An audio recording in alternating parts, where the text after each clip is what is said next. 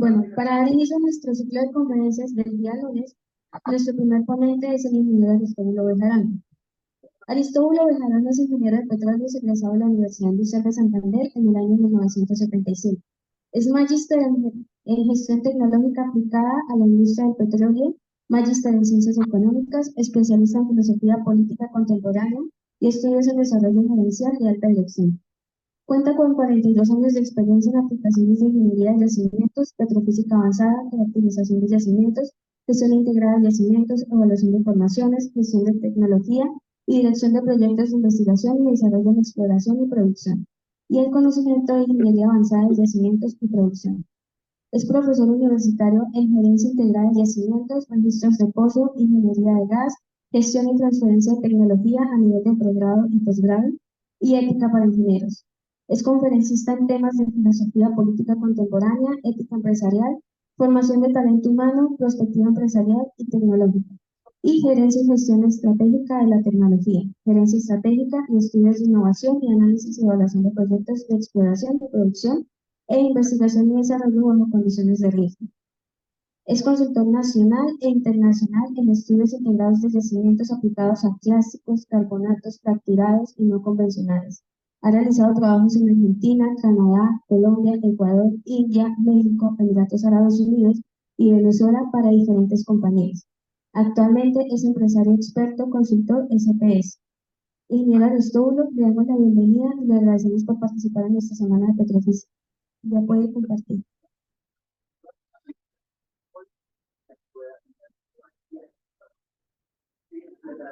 Ok,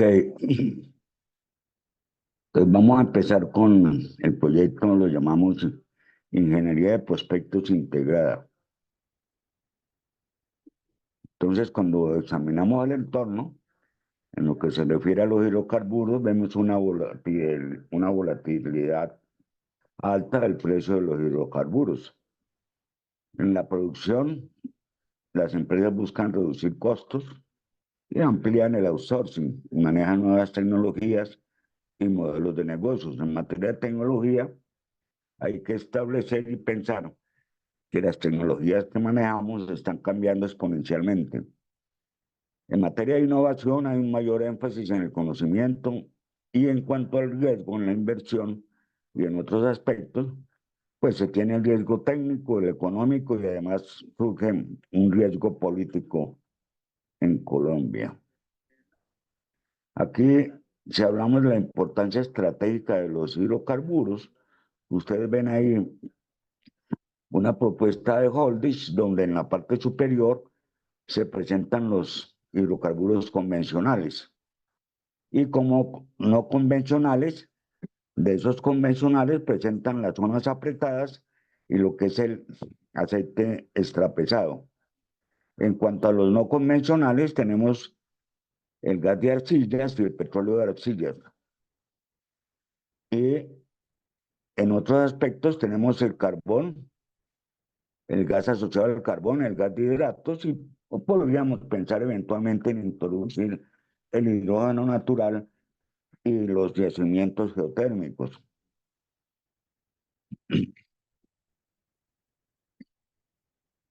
Cuando hablamos de este tipo de ingeniería de prospectos, lo primero, pues obviamente es tener datos, tener información. Luego elaboramos el modelo estático, luego el modelo dinámico, modelo de negocios. Hay que hablar de un modelo social y ambiental y habrá un modelo de auditoría presente, ¿no? Porque digamos que los dos aspectos básicos en la gestión, en la gerencia de proyectos y en la vida diaria son dos. Uno, la transparencia y otro, la comunicación. O sea, debemos comunicarnos. En materia de datos, lo primero, pues, es la recolección de los datos, luego viene el inventario, el análisis de la información, la validación, la estandarización, y de alguna manera hay que dar lugar a una certificación de esa información para la gente que entra después a, a manejar la data, después de que se ha elaborado nuestro proyecto. Y finalmente, pues, la adquisición de nueva información que habrá que recopilar.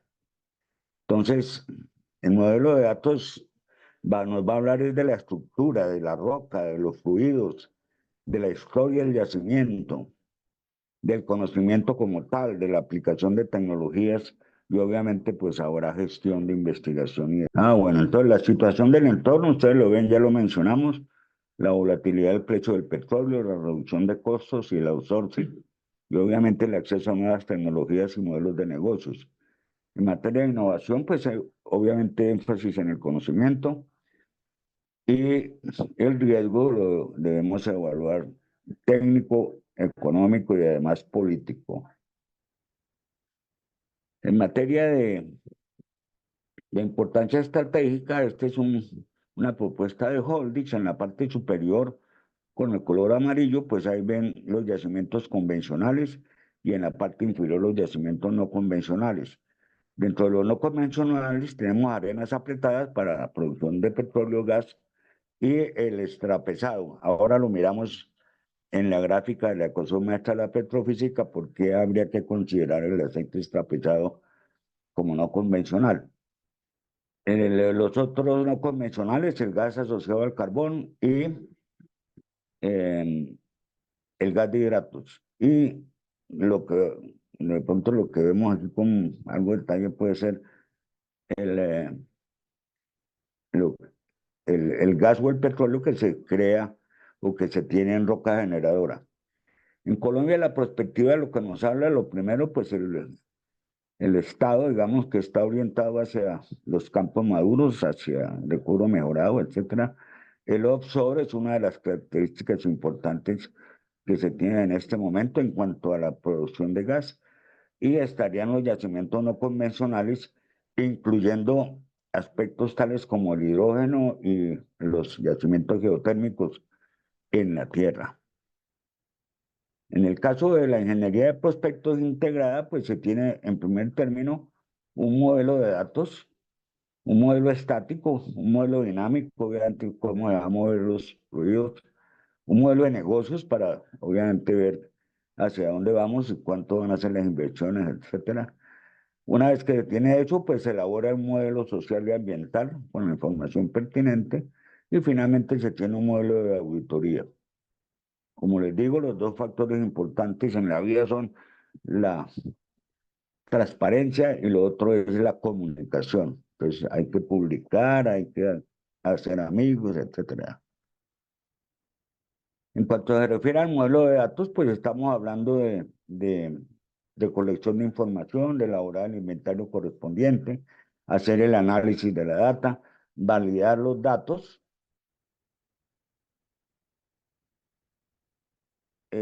estandarizar la información, certificarla. Esto de la certificación es muy importante porque después de que uno ha terminado el trabajo, pues vendrán otras personas a verlo. Y finalmente, si hay necesidad de adquirir nueva información para el proyecto que estamos elaborando. Entonces, ese modelo de datos tiene que ver con la estructura, la geología, la roca, los fluidos presentes, la historia del yacimiento, el conocimiento que podamos tener sobre estas áreas, las tecnologías disponibles y lo que es investigación y desarrollo sobre este particular. Como les digo, la tecnología está evolucionando exponencialmente, o sea que si no estamos al día, nos vamos a quedar en una obsolescencia más, más tenaz, más.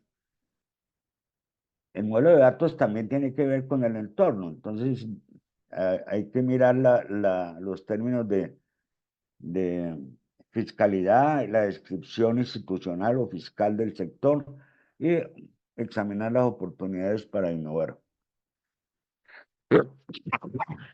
Perdón.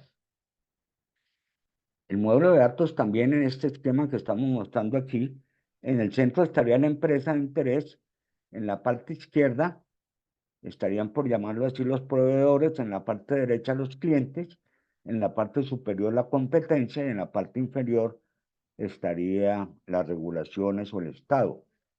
Entonces, hay que mirar en los contratos, hay que mirar lo que nos ofrece el sector privado, hay que ver cuánto vamos a pagar de regalías, de impuestos, cómo vamos a favorecer la población, ¿sí? Aquí en el centro pues estaría la Agencia Nacional de Hidrocarburos, de pronto Ecopetrol, y en la parte de abajo pues estaría el sector privado y el mismo Estado, ¿no?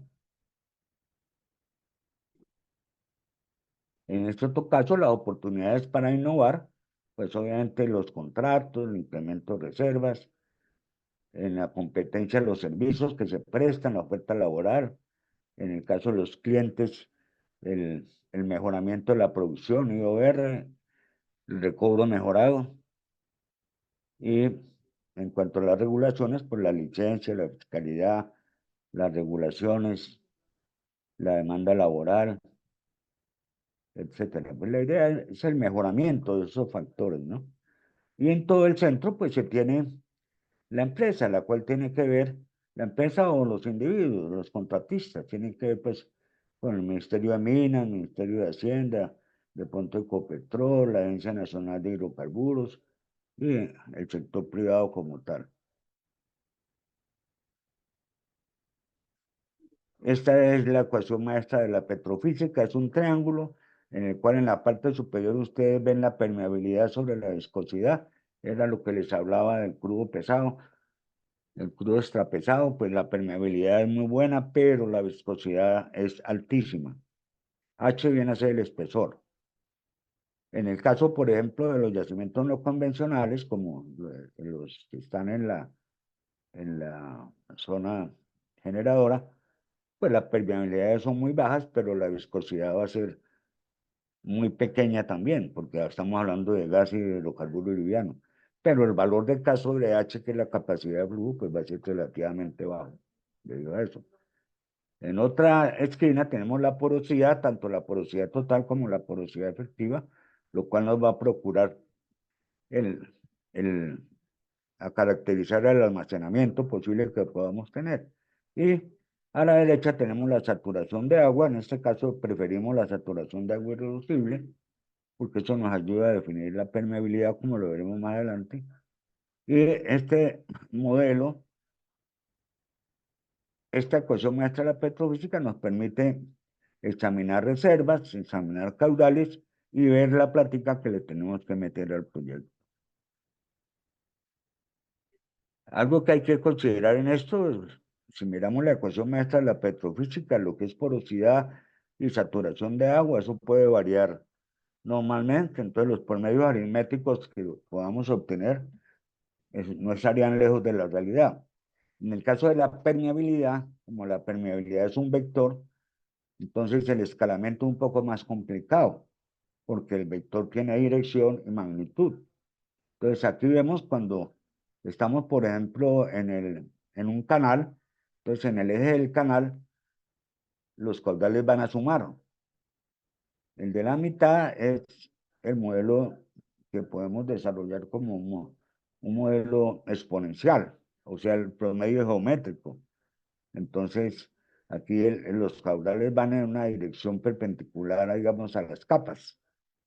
Y en la parte de abajo, pues es irregular, ahí será un modelo armónico, en el cual, pues, todo esto es producido a la derecha. Entonces, hay que manejar eso cuando se establezcan los diferentes valores en pozos y en campo. En un modelo integrado de geociencias, hablando del modelo estático, pues obviamente hay un modelo sedimentológico, estratigráfico, el petrofísico como tal, el modelo estructural, el modelo de fluidos, que incluye la geoquímica y los trabajos que se pueden hacer en el laboratorio, el modelo geofísico, geoestadístico y geomecánico para ver cómo se comportan los esfuerzos en el yacimiento. Esa es como la sustancia del modelo estático, pero está integrado en geociencias. Algo que nosotros no, generalmente no hacemos es considerar el modelo geológico.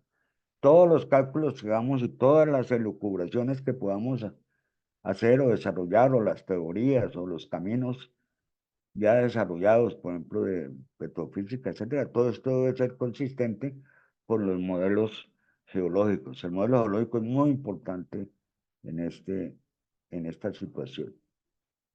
Entonces, ustedes ven aquí un ejemplo del modelo estático. Entonces hay un modelo estructural, es el amarre de la sísmica con los datos del pozo, la interpretación de horizontes estratigráficos y finalmente se elabora el modelo estructural. Un corte con la geofísica nos muestra a la derecha cómo es que está el yacimiento.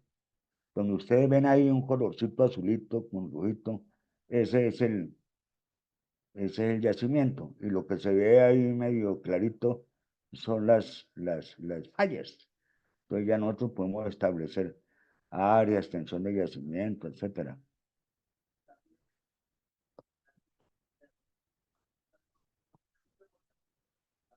Hay que examinar también la calidad del yacimiento. Para eso pues miramos los sedimentos, tanto en areniscas como en carbonatos, que son las principales rocas acumuladoras.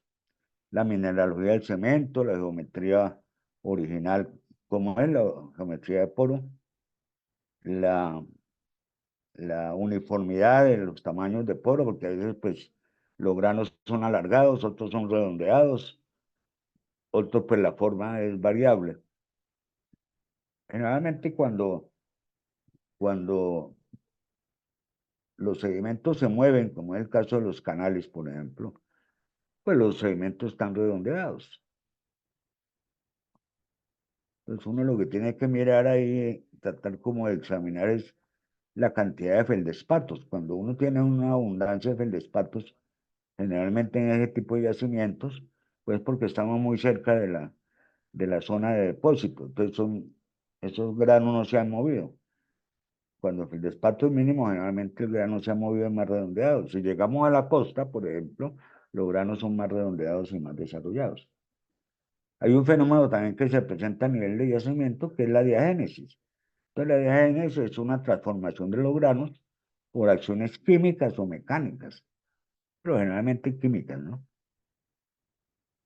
También hay que definir pues la composición y la estabilidad de la formación. Este es un gráfico muy usado pues y propuesto por los geólogos en los cuales están las diferentes litologías y su, y su, y ahí se definiría más o menos eh, cuánto hay en porcentaje. Los cementos presentes en el yacimiento, puede ser cuarzo, puede ser en calcita, puede ser algo de caulenita, hilita, clorita, esmectita. En última, estaríamos hablando de cuarzo, calcita y diferentes arcillas.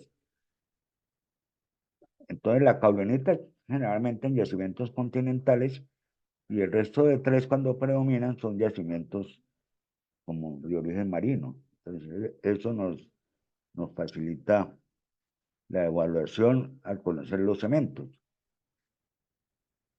También hay que definir los ambientes. Esto es muy importante, ¿no? Si el ambiente es eólico, como ocurre por allá en Arabia Saudita, o es fluvial, como ocurre aquí en el Valle Medio de Magdalena, ¿sí? O es cercano a las playas, al mar, o es marino, está en una profundidad marina. Entonces, conocer esos ambientes, las fases presentes en los cementos es muy importante, esa información geológica. Entonces, ustedes aquí el impacto de las arcillas en la permeabilidad. Observen que la caulenita es la que presenta un mayor valor de permeabilidad, mientras que la hilita es la que menos presenta, o sea, la que más nos afectaría en materia de permeabilidad, pues sería la hilita, la que menos nos afectaría es la caulenita, aunque pues también nos afecta, ¿no?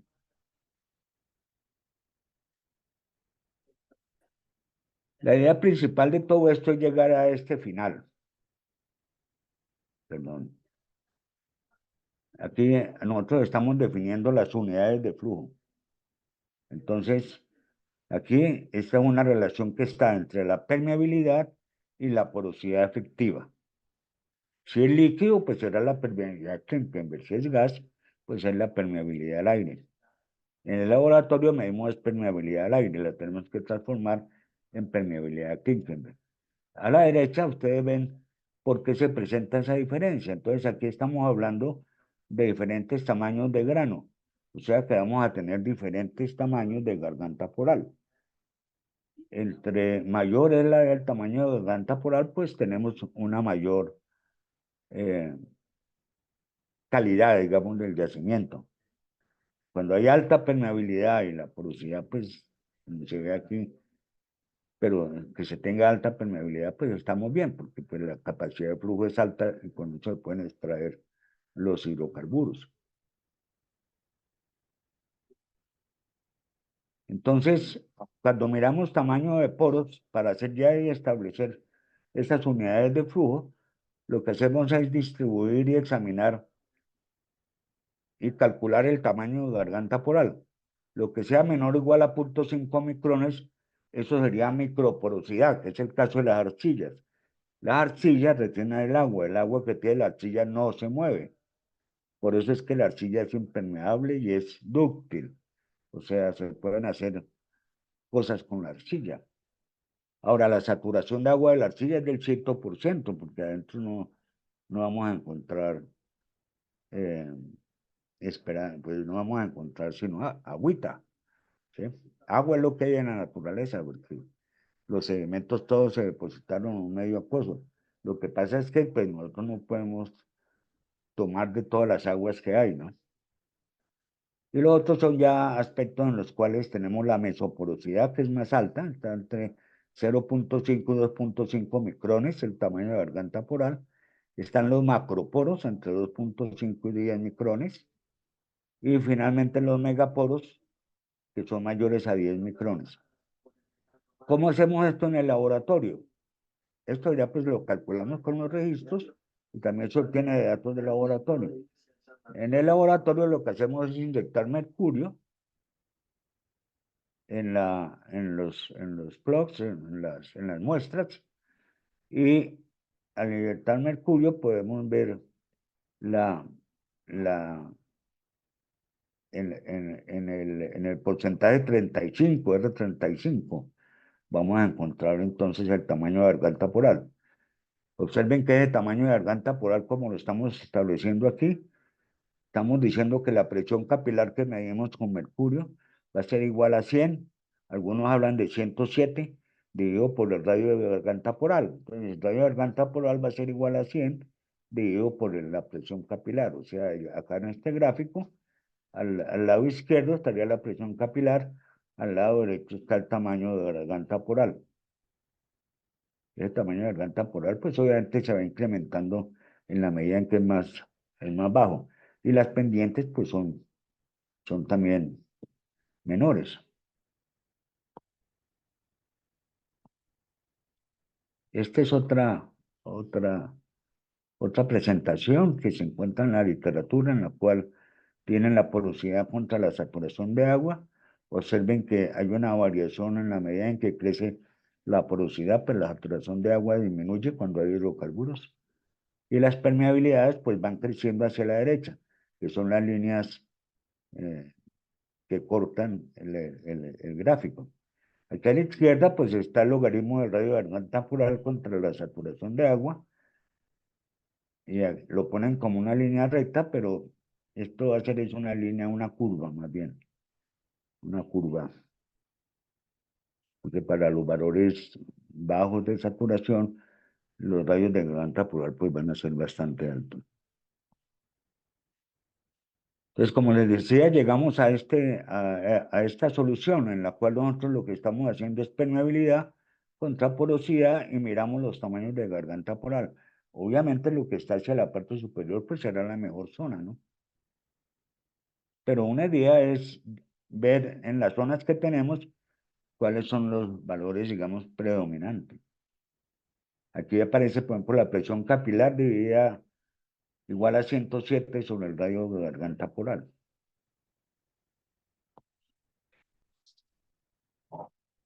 Otra, otra manera de observar el tamaño de garganta poral está en el tipo de roca, con el registro de resonancia magnética nuclear. Si tenemos un valor de T2 alto, pues el radio de garganta poral será mayor, ¿no? Si aquí pues el menor valor va a ser el amarillo. Es En cuanto a la saturación de agua y al SOR, la saturación de agua, pues si se calcula por el método de Archie, pues ustedes lo conocen. Saturación de agua a la N es igual a A por RW sobre la resistividad sobre la porosidad a la M. Y lo mismo el SXO, pero ahí sí ya no es RW, sino resistividad de filtrado y la RXO es la resistividad corta. Si no tenemos registros de porosidad, pues podemos hacer la solución SW sobre SXO y quedaría entonces RW sobre RMFZ por RXO sobre RT. Y Schlumberger pues plantea un método, el ratio método, en la cual dice que SW es igual a SXO a la 5 y nosotros tendríamos un valor aproximado de saturación de agua. El SOR, o sea, la saturación de aceite residual, pues va a ser igual a 1 menos la saturación de aceite residual. Recordemos que el SOR es cuando se desplaza el fluido, en este caso, cuando hablamos del SOR a partir de registros, pues es que el fluido que entra a la formación, el filtrado de lodo, pues me va a desplazar el hidrocarburo y va a caer un hidrocarburo atrás. Entonces la saturación de aceite residual va a ser función de la permeabilidad, de la viscosidad, etcétera. En la práctica, pues ya a nivel de los yacimientos, habría que utilizar las permeabilidades relativas para encontrar el SOR más apropiado. Los depósitos, como ustedes pueden ver, hay depósitos continuos y depósitos en forma de canales, como el que se ve a la derecha. Aquí los tenemos, entonces en la parte de arriba estarían los canales, en la parte de abajo son canales, pero los llamamos canales anastomasados, porque los canales están superpuestos. Entonces no vamos a ver mucho la diferencia. En la parte de arriba sí vemos diferencia.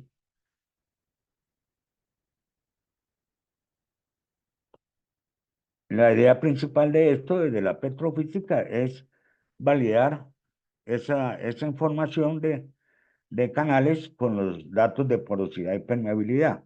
En este caso, pues lo que se observa aquí es que la permeabilidad crece de la base hacia el tope, ¿sí?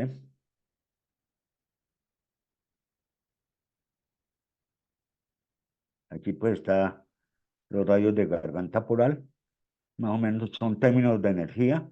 Entre mayor es la separación, pues la energía es mayor, entre menor es la separación, la energía pues es, es menor. La permeabilidad es igual, entonces de la parte más amplia de energía a la parte más, más fina. Eso es para el modelo, lo que llamamos el modelo estratigráfico. Entonces, es la correlación de ese modelo con los datos de porosidad y permeabilidad para que haya consistencia. La presión capilar, ustedes ven ahí en la parte inferior unos modelos de B, C y R. La mayor permeabilidad pues está BCD, la mayor permeabilidad está en el modelo D, la media estaría en el modelo C y en el modelo B tendríamos la menor permeabilidad,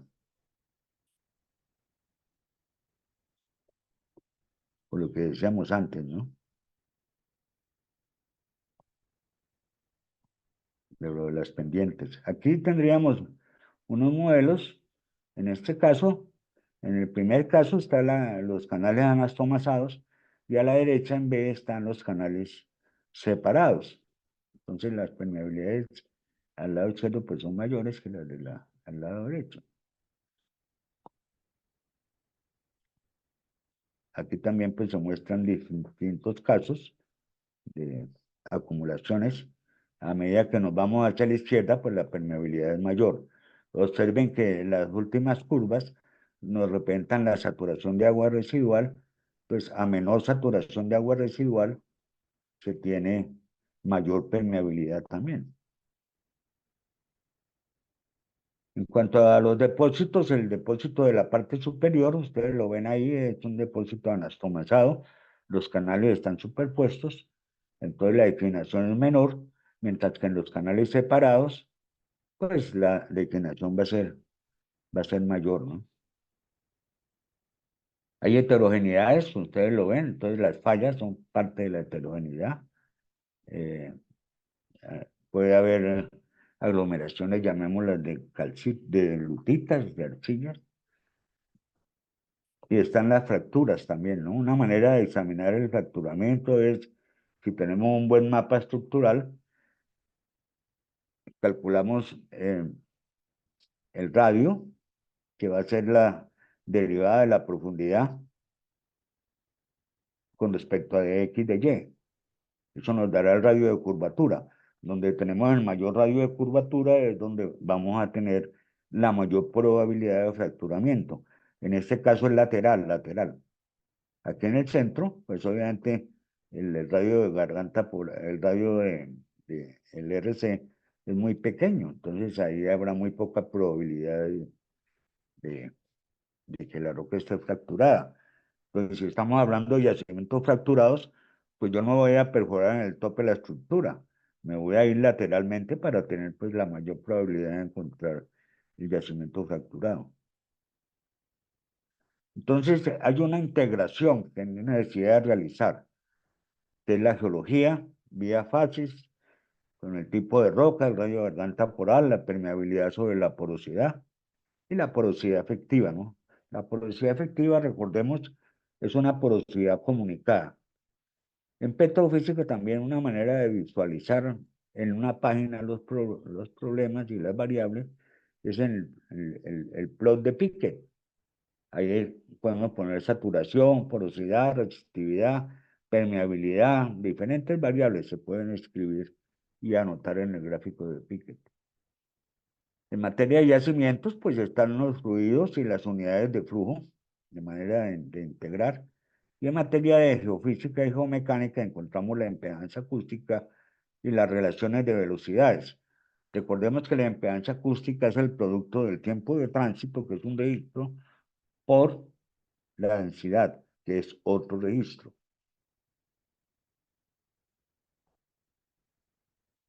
En cuanto a unidades de flujo se refiere, hay una propuesta del amigo Maufer, ¿sí? Es doctor en petróleos, trabajó en Corlab, excelente profesional. La saturación de agua reducible viene dada por esta ecuación que ustedes ven ahí, 1 menos 1 sobre A más B FZI elevado a la menos C. El R cuadrado que presenta esta ecuación es 0,998, o sea, eso es una ley prácticamente, ¿sí? Y entonces él plantea el valor de RQI, como la ecuación que ustedes ven ahí, 0,0314 por la raíz de K sobre la porosidad efectiva. La porosidad normalizada, la porosidad efectiva normalizada va a ser igual a la porosidad efectiva sobre 1 menos la porosidad efectiva. Y finalmente obtiene lo que él llama un Flow Zone Indicator, que va a ser igual a RQI, que es el Reservoir Quality Index, dividido por la porosidad normalizada. Este asunto aquí es bien interesante porque en el Reservoir Quality Index nosotros tenemos la relación de permeabilidad sobre porosidad efectiva, que es la variable de interés cuando estamos determinando tamaño de garganta poral. Observen los depósitos, aquí hay una diferencia de depósitos. En la parte de arriba tenemos los depósitos anastomastados, en la parte inferior tenemos los depósitos separados o los canales. Entonces aquí hay un ejemplo volumétrico, por ejemplo, cuando tomamos ya los espesores, definimos la zona de interés, miramos varios pozos o la información que tengamos, construimos un mapa estructural, como lo ven. Hay una falla que está limitando el yacimiento y la acumulación es como lo que ustedes ven en la parte de abajo. Hay una medida que es el espesor, que en este caso son 48 pies y el net to gross son 0,40 pies, o sea, que es el net to gross, por las zonas que son permeables dividido por el espesor total.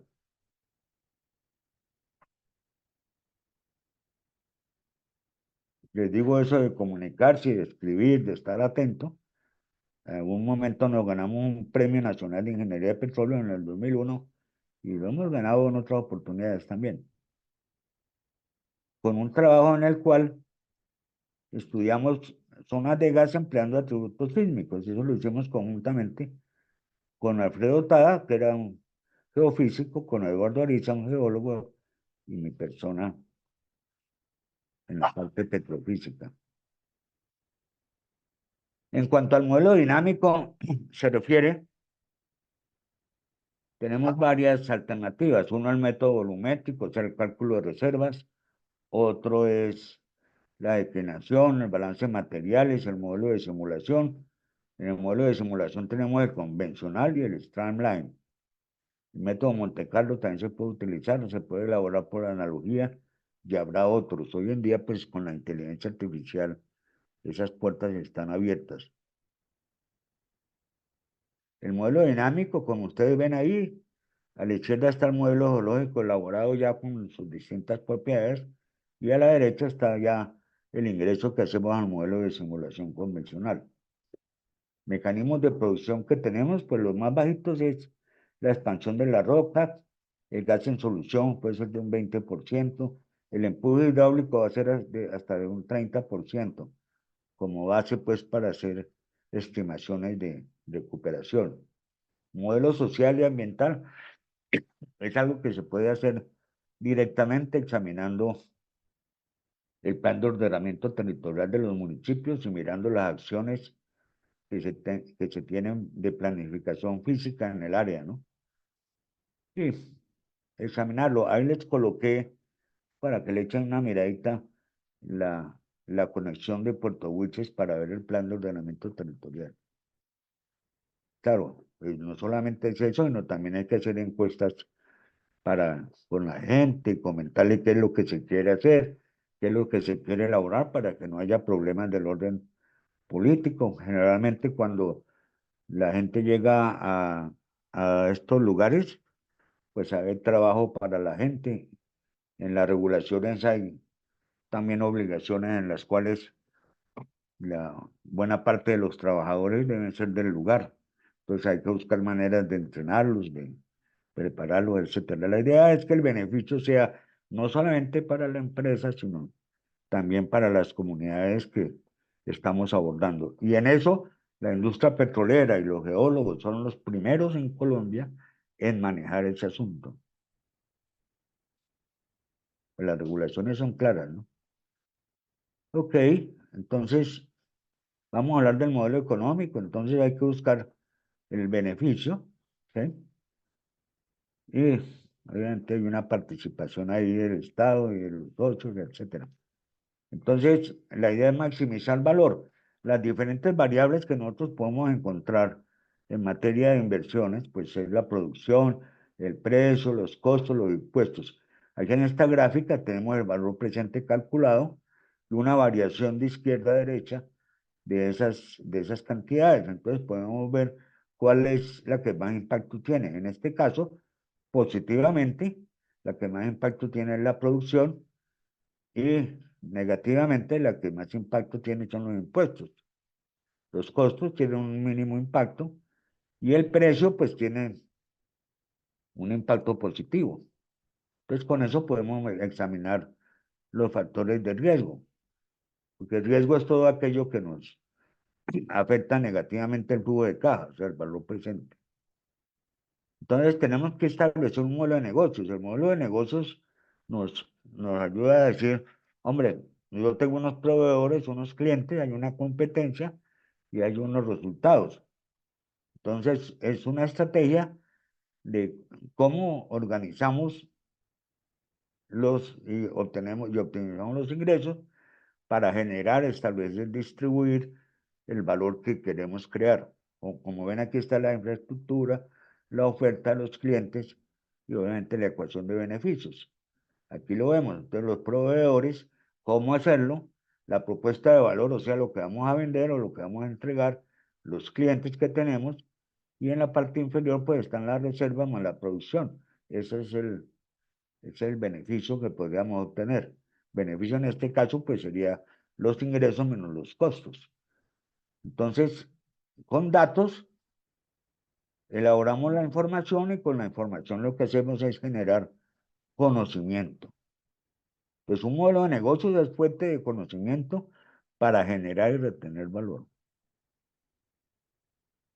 Aquí está un modelo sencillo de la gerencia de ingeniería de proyectos, en el cual tenemos los datos, establecemos los distintos modelos, integramos la información y vuelve y juega. Entonces aquí, bueno, tenemos los datos, visualizamos, luego conceptualizamos, luego integramos y vuelve y juega. Entonces las inversiones en petróleo y gas son oportunidades de inversión que tienen algún riesgo y que tienen que ver pues con la incertidumbre de los resultados. En este caso, lo que estamos diciendo en términos generales es que a mayor conocimiento, el riesgo será menor.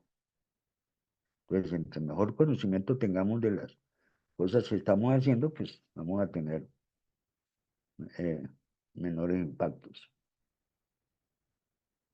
Entonces, el riesgo es la suma de eventos que afecta al flujo de caja negativamente. Entonces, hay variables internas y externas que afectan los valores de flujo, como la inversión, los ingresos, los costos y la vida útil del proyecto.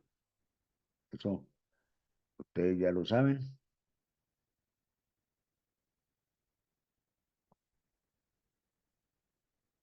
Este es el modelo, está la inversión, los ingresos son positivos, lo que son costos son negativos. Y ahí lo que llamamos la vida útil, en el tiempo. Hay lo que llamamos un tiempo de recuperación, entonces hemos hecho la inversión, estamos recibiendo pues la diferencia entre ingresos y costos, debe ir aumentando y habrá un tiempo de recuperación del capital. En la industria petrolera generalmente se habla de un término de 5 años. Si el tiempo de recuperación del capital al hacer el análisis le da menor a 5 años, pues usted puede ir. Si le da mayor a 5 años, pues se busca otros, ¿no? Ese es como por eso es que la industria petrolera está tan bien, ¿no? Tiempo de recuperación menor a 5 años. Entonces aquí se ve los diferentes factores, hay factores internos y externos relacionados con los ingresos, los costos, la inversión y obviamente el tiempo en el cual se dan los proyectos. Entonces, al examinar cada uno, podemos ver cuál de esos nos puede afectar negativamente el flujo de caja y eso nos ayudaría entonces a medir el riesgo. Cuando hacemos el valor presente, lo comparamos con diferentes tasas de interés. Entonces, cuando ese valor presente es cero, encontramos lo que llamamos la tasa interna de retorno. En la industria petrolera, la tasa interna de retorno va a ser igual a la tasa de oportunidad que tiene la empresa, más súmele 10 puntos, 15 puntos. ¿Sí? Entonces, si, por ejemplo, me da una tasa, si yo tengo un interés de oportunidad del 30% y esto me da un 15, pues no voy. Si tengo una tasa de oportunidad de 30 más el 15 que tengo son 45. Entonces, la tasa interna de retorno que debo tener debe ser mayor al 45% para ir.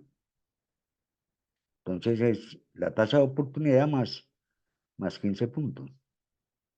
Pero bueno, esa es una definición ya dada por la gerencia de la empresa, ¿no? O por los inversionistas. Entonces está la gestión del valor. Entonces hay necesidad de distinguir entre efectividad operativa y estrategia competitiva. ¿Qué es eso? Pues ser diferentes e incopiables. Yo puedo trabajar todo el día, pero no producir resultados. Entonces eso es un problema. Entonces, soy muy bueno, ¿sí? Eh, pero no tengo efectividad operativa. O sea, la efectividad es la suma de la eficiencia más la eficacia. A veces somos muy eficientes, poco eficaces. A veces somos muy eficaces y poco eficientes. A veces sacrificamos una serie de valores para obtener resultados. Por ejemplo, nos bypassamos la ley. Entonces, somos tremendamente eficaces, pero eso no es correcto, no está bien. O sea, esta es la gestión del valor. ser diferentes e incopiables, lograr las mayores ventajas competitivas y obviamente innovar y obtener una mayor productividad. ¿Cuáles son las dimensiones del riesgo? Hay un riesgo técnico, un riesgo político, está el riesgo en la gestión del proyecto, en la estrategia de inversión corporativa, el ciclo de vida del proyecto, y habrá otros que se agregarán más adelante por los cambios que puedan ocurrir. Entonces, considerando el riesgo, la ecuación del riesgo va a estar dada por uno menos el riesgo por el valor presente menos el riesgo por el capital invertido. La A aquí es la participación pues con algún socio o algo. Entonces, el valor esperado nos va a dar eso. Obviamente que el valor esperado nos dará una tasa interna de retorno más baja. Pero en la práctica lo que vamos a recuperar es la tasa interna de retorno esperada, si cumple pues con lo que estábamos diciendo antes. Un modelo económico bajo condiciones de riesgo, algunos indicadores, por ejemplo, el máximo riesgo va a ser igual al valor presente sobre el valor presente la, más el capital de inversión o más la inversión.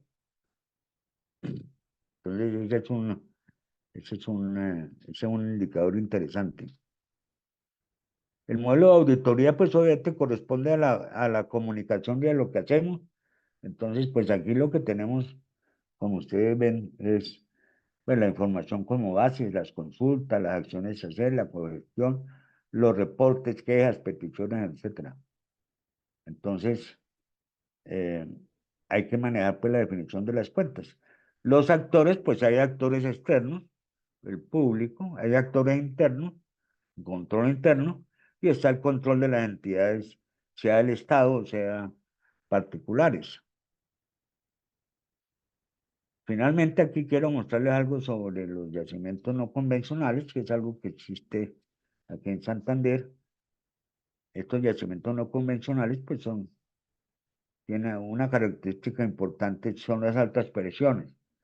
Entonces, están por encima del punto 43.3, que es como la presión media esperada en un yacimiento convencional. Pero el punto 65 ya es bastante, ¿no? Entonces, aquí dentro de las recomendaciones, pues la parte de eticidad es algo muy importante y finalmente, pues para terminar, pues las preguntas que, que tengan para responderles.